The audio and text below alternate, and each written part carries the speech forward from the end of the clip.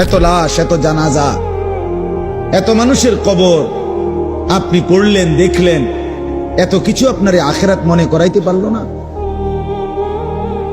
এত কিছু আপনার কবর মনে করাইতে পারলো না? আস্তাগফিরুল্লাহ। আহা, আপনি তো বড় পাষাণ, আপনি তো বড় শক্ত মানুষ। আল্লাহ মাফ করে দেন। একটা নারী দরকার, এই তো না?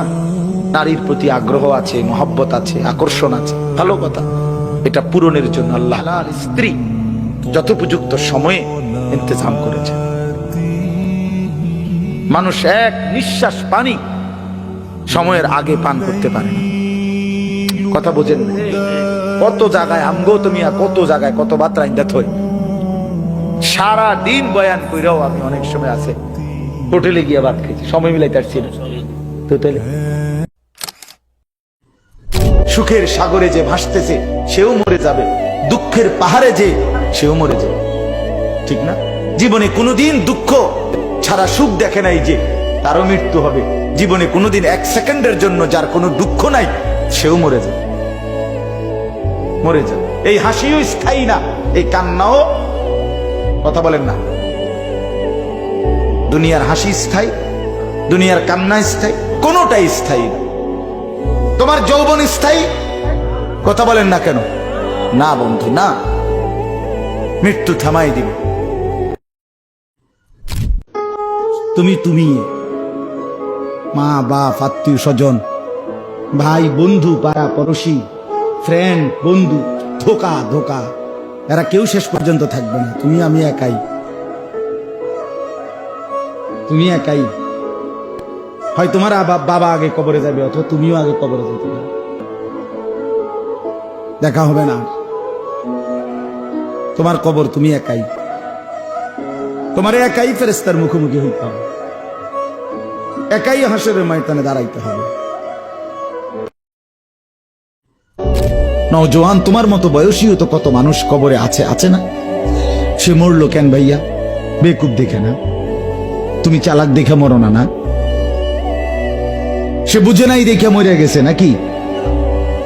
তো মালিক দয়া করেছে বলেই তো আমি আর আপনি এখনো বেঁচে আছি। মালিকের সিদ্ধান্তের এক সেকেন্ড আর পৃথিবীতে আল্লাহর ফয়সালা চলে আসলে, মালাকুল মউত চলে আসলে, এরপর এক সেকেন্ড থাকার সুযোগ মিলবে তো? আমি অনুরোধ করছি বাপ, নওজোয়ান, তোমাদেরকে এই বন্ধু বললাম, তোমরা যারা সকাল থেকে রাত 2টা 3টা পর্যন্ত মোবাইলে উলঙ্গ ছবি দেখো, নর্তকীর নাচ দেখো, সারা পৃথিবীর নারীর ছবি দেখো, অচিরেই বিশ্বাস করো পবিত্র নারী পেতে তোমার জন্য কষ্ট হবে। মনে রাখো, এই ঋণ শোধ করতে হবে।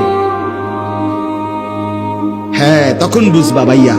এমনি মানুষের বেডি সাউন্ড আর ঘরের বেডি যদি অসৎ হয়, তখন টের পাইবা দুনিয়া কারে কয় আর জাহান্নাম কারে কয়। কবরের কথা তাইলে আর মনে পড়বে না, আল্লাহর স্মরণ তাইলে আর আসবে না, গুনাহ আর ছাড়বা না তাইলে।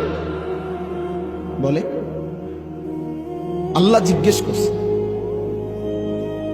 ইকতারাবা লিন-নাসি হিসাবুহুম ওয়া হুম ফি গাফলাতিন মুরিদুন।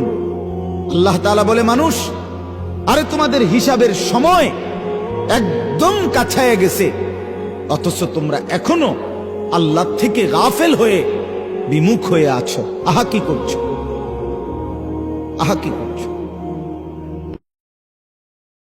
আপনাদের যাদের দাড়ি নাই চেহারায়, আপনারা নিজেদেরকে কি পরিচয় দিতে চান?